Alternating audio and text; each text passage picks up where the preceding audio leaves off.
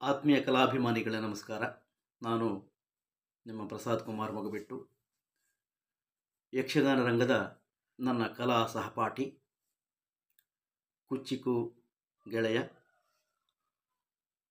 ಯಕ್ಷಗಾನ ಲೋಕದ ಜನಪ್ರಿಯ ಭಾಗವತರಾದಂತಹ ಜನ್ಸಾಲೆ ರಾಘವೇಂದ್ರ ಆಚಾರ್ಯರ ನೇತೃತ್ವದ ಯಕ್ಷ ರಾಘವ ಜನ್ಸಾಲೆ ಪ್ರತಿಷ್ಠಾನ ಸಿದ್ದಾಪುರ ಇದರ 3ನೇ ವರ್ಷದ ಜನ್ಸಾಲೆ ಯಕ್ಷಪರ್ವ ಎನ್ನುವಂಥ ವಿಶೇಷ ಸಮಾರಂಭ ಇದೇ ಬರುವಂಥ ನವೆಂಬರ್ 16 ಅಂದರೆ ನಾಡಿದ್ದು ಭಾನುವಾರ ಮಾರಣಕಟ್ಟೆಯ ಮೂಕಾಂಬಿಕಾ ಕಲ್ಯಾಣ ಮಂಟಪದಲ್ಲಿ ನೆರವೇರಲಿಕ್ಕಿದೆ. ಮಧ್ಯಾಹ್ನ 2 ಗಂಟೆಯಿಂದ ಆರಂಭಗೊಳ್ಳುವಂಥ ಕಾರ್ಯಕ್ರಮದಲ್ಲಿ ಮೊದಲಿಗೆ ಯಕ್ಷಗಾನ ಹಿಮ್ಮೇಳ ವೈಭವ ಎನ್ನುವಂಥ ಕಾರ್ಯಕ್ರಮ ನಡೀಲಿಕ್ಕಿದೆ. ಆ ಬಳಿಕ ಜನ್ಸಾಲೆ ಯಕ್ಷಪರ್ವ ಎನ್ನುವಂಥ ಸಭಾ ಕಾರ್ಯಕ್ರಮ ನೆರವೇರಲಿಕ್ಕಿದೆ. ಈ ಸಭಾ ಸಮಾರಂಭದಲ್ಲಿ ಪ್ರಶಸ್ತಿ ಪ್ರದಾನ, ಗೃಹ ನಿರ್ಮಾಣದ ಕುರಿತಾಗಿ ಸಹಾಯ, ಅಶಕ್ತ ನೆರವು ಮೊದಲಾದಂಥ ಕಾರ್ಯಕ್ರಮಗಳನ್ನು ಇರಿಸಿಕೊಂಡಿದ್ದಾರೆ.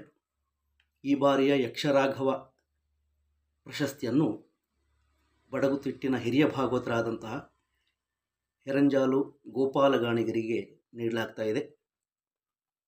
ಹಾಗೆಯೇ ಯಕ್ಷಗಾನ ಲೋಕದ ಸಾಧಕ ಶ್ರೇಷ್ಠ ಕಲಾವಿದರಿಗೆ ಯಕ್ಷ ರಾಘವ ಕಲಾ ಗೌರವ, ಯಕ್ಷ ಪ್ರತೀಕ್ಷಾ ಪುರಸ್ಕಾರ ಪ್ರದಾನ ಮಾಡಲಾಗ್ತಾ ಇದೆ. ಯಕ್ಷ ಸಂಘಟನಾ ಚತುರ ಪ್ರಶಸ್ತಿ, ಪ್ರಬುದ್ಧ ಪ್ರೇಕ್ಷಕ ಪ್ರಶಸ್ತಿ ಪ್ರದಾನ ಕೂಡ ಇದೇ ಸಮಾರಂಭದಲ್ಲಿ ನಡೀಲಿಕ್ಕಿದೆ. ಸಭಾ ಕಾರ್ಯಕ್ರಮದ ಬಳಿಕ ಬಡಗುತಿಟ್ಟಿನ ಅಗ್ರಮಾನ್ಯ ಕಲಾವಿದರ ವಿಶೇಷ ಕೂಡುವಿಕೆಯಲ್ಲಿ ಕೀಚಕವಧೆ ಮತ್ತು ಧರ್ಮಾಂಗದ ದಿಗ್ವಿಜಯ ಎನ್ನುವಂಥ ಅವಳಿ ಯಕ್ಷಗಾನ ಪ್ರದರ್ಶನವನ್ನು ಕೂಡ ಸಂಘಟಕರು ಇರಿಸಿಕೊಂಡಿದ್ದಾರೆ. ಜನ್ಸಾಲೆಯವರು ಅಗ್ರಗಣ್ಯ ಭಾಗವತರಾಗಿ ತಮ್ಮ ಕಲಾ ಪ್ರತಿಷ್ಠಾನದ ಮೂಲಕ ಒಂದು ಒಳ್ಳೆಯ ಕಾರ್ಯಕ್ರಮವನ್ನು ಮಾಡ್ತಾನೆ ಬಂದಿದ್ದಾರೆ. ಇಲ್ಲಿ ಕಲಾತ್ಮಕವಾದಂಥ ಕಾರ್ಯಕ್ರಮವೂ ಇದೆ ಮತ್ತು ಮಾನವೀಯವಾದಂಥ ಒಂದು ಗುಣಲಕ್ಷಣಗಳನ್ನು ಮೇಳೈಸಿದಂತಹ ಒಂದು ಕಾರ್ಯಕ್ರಮವನ್ನು ನಾವು ಅವರ ಕಲಾ ಪ್ರತಿಷ್ಠಾನದ ಮೂಲಕ ಗುರುತಿಸುವುದಕ್ಕೆ ಸಾಧ್ಯ ಇದೆ. ಇದು ನಿಜಕ್ಕೂ ಪ್ರಶಂಸನಾತ್ಮಕವಾದಂತಹ ವಿಚಾರ ಅಂತ ಹೇಳಿದರೆ ತಪ್ಪಾಗಲಿಕ್ಕಿಲ್ಲ.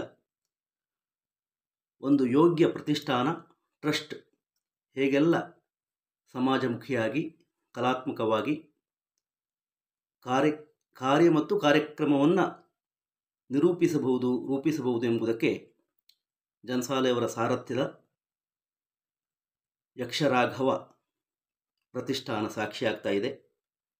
ನಾಡಿದ್ದು 3ನೇ ವರ್ಷದ ಜನ್ಸಾಲೆ ಯಕ್ಷಪರ್ವ ಬಹಳ ಅದ್ಧೂರಿಯಾಗಿ ನಡೀಲಿಕ್ಕಿದೆ. ಆ ಒಂದು ಸಮಾರಂಭಕ್ಕೆ ಕಲಾಭಿಮಾನಿಗಳು, ಜನ್ಸಾಲೆಯವರ ಅಭಿಮಾನಿಗಳು ಎಲ್ಲರೂ ಹೆಚ್ಚಿನ ಸಂಖ್ಯೆಯಲ್ಲಿ ಬಂದು ಕಾರ್ಯಕ್ರಮವನ್ನು ಚಂದಗಾಣಿಸಿಕೊಳ್ಳುವುದರ ಮೂಲಕ ಕಲಾವಿದರನ್ನು, ಜನ್ಸಾಲೆಯವರನ್ನು, ಸಂಘಟಕರನ್ನು ಪ್ರೋತ್ಸಾಹಿಸಬೇಕು ಅಂತ ಈ ಮೂಲಕ ವಿನಮ್ರತೆಯಿಂದ ಕೇಳಿಕೊಳ್ತಾ ಇದ್ದೇನೆ. ಬನ್ನಿ ಕಾರ್ಯಕ್ರಮವನ್ನು ಯಶಸ್ವಿಗೊಳಿಸೋಣ. ನಮಸ್ಕಾರ.